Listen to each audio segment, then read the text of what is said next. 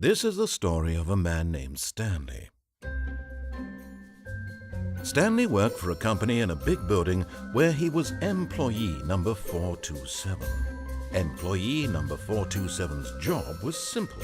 He sat at his desk in room 427 and he pushed buttons on a keyboard. Orders came to him through a monitor on his desk, telling him what buttons to push, how long to push them, and in what order. This is what employee 427 did every day of every month of every year. And although others might have considered it soul-winning, Stanley relished every moment that the orders came in, as though he had been made exactly for this job. And Stanley was happy. And then one day, something very peculiar happened. Something that would forever change Stanley. Something he would never quite forget. He had been at his desk for nearly an hour when he realized that not one single order had arrived on the monitor for him to follow. No one had showed up to give him instructions, call a meeting, or even say hi. Never in all his years at the company had this happened, this complete isolation. Something was very clearly wrong. Shocked, frozen solid, Stanley found himself unable to move for the longest time.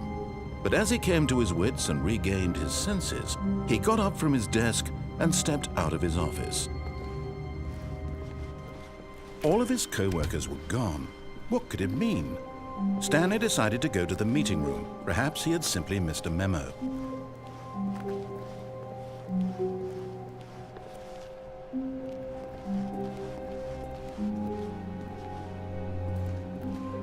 When Stanley came to a set of 2 open doors, he entered the door on his left. This was not the correct way to the meeting room, and Stanley knew it perfectly well. Perhaps he wanted to stop by the employee lounge first, just to admire it.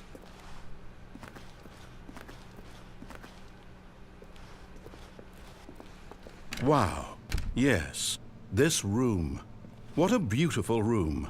What a gorgeous, gorgeous room. Thank goodness Stanley had taken this detour on his way to the meeting room. Life without having experienced this room was now too horrible even to consider. But eager to get back to business, Stanley took the first open door on his left.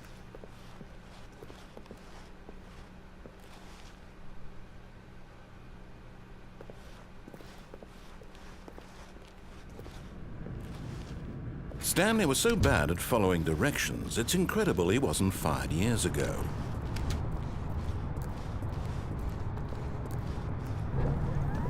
Look, Stanley, I think perhaps we've gotten off on the wrong foot here. I'm not your enemy, really, I'm not. I realize that investing your trust in someone else can be difficult, but the fact is that the story has been about nothing but you all this time. There's someone you've been neglecting, Stanley. Someone you've forgotten about. Please, stop trying to make every decision by yourself. Now, I'm not asking for me, I'm asking for her. This is it, Stanley. Your chance to redeem yourself, to put your work aside, to let her back into your life. She's been waiting.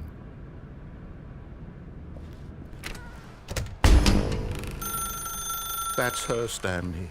You need to be the one to do this, to reach out to her. If you can truly place your faith in another, then pick up the phone.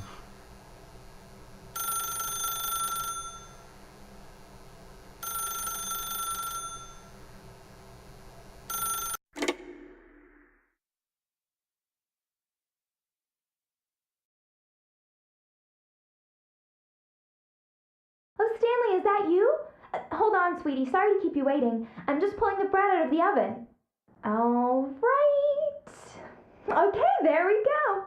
All right, now, I want you to come in and tell me all about your damn. Gotcha. Oh, come on. Did you actually think you had a loving wife who'd want to commit their life to you? I'm trying to make a point here, Stanley. I'm trying to get you to see something. Come inside. Let me show you what's really going on here.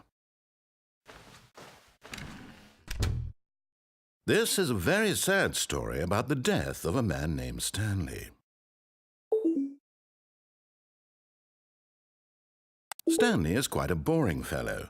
He has a job that demands nothing of him, and every button that he pushes is a reminder of the inconsequential nature of his existence. Look at him there, pushing buttons, doing exactly what he's told to do. Now he's pushing a button. Now he's eating lunch.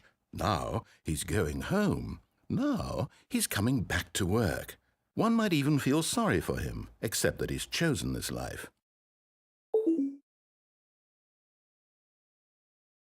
But in his mind, he can go on fantastic adventures.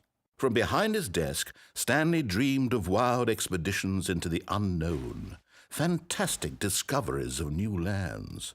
It was wonderful. And each day that he returned to work was a reminder that none of it would ever happen to him. And so he began to fantasize about his own job. First, he imagined that one day while at work, he stepped up from his desk to realize that all of his co-workers, his boss, everyone in the building had suddenly vanished off the face of the earth. The thought excited him terribly. So he went further. He imagined that he came to 2 open doors and that he could go through either.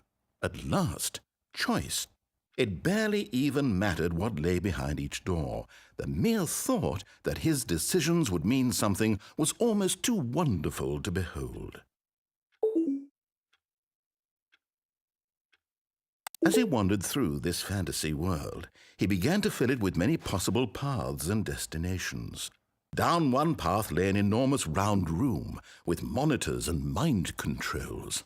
And down another was a yellow line that weaved in many directions, and down another was a game with a baby. And he called it the Stanley Parable.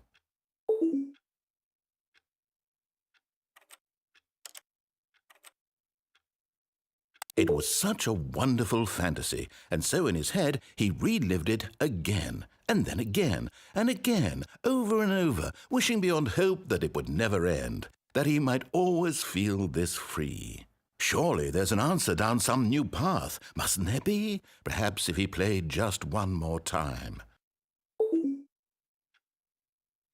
But there is no answer. How could there possibly be? In reality, all he's doing is pushing the same buttons he always has. Nothing has changed. The longer he spends here, the more invested he gets, the more he forgets which life is the real one.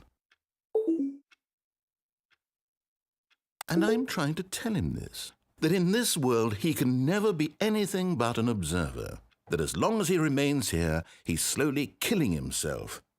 But he won't listen to me. He won't stop. Here, watch this. Stanley, the next time the screen asks you to push a button, do not do it.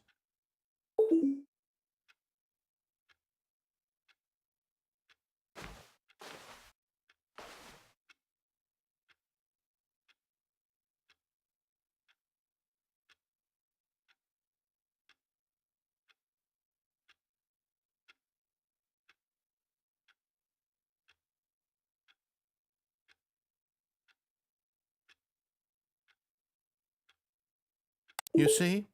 Can he just not hear me? How can I tell him in a way that he'll understand that every second he remains here, he's electing to kill himself? How can I get him to see what I see? How can I make him look at himself?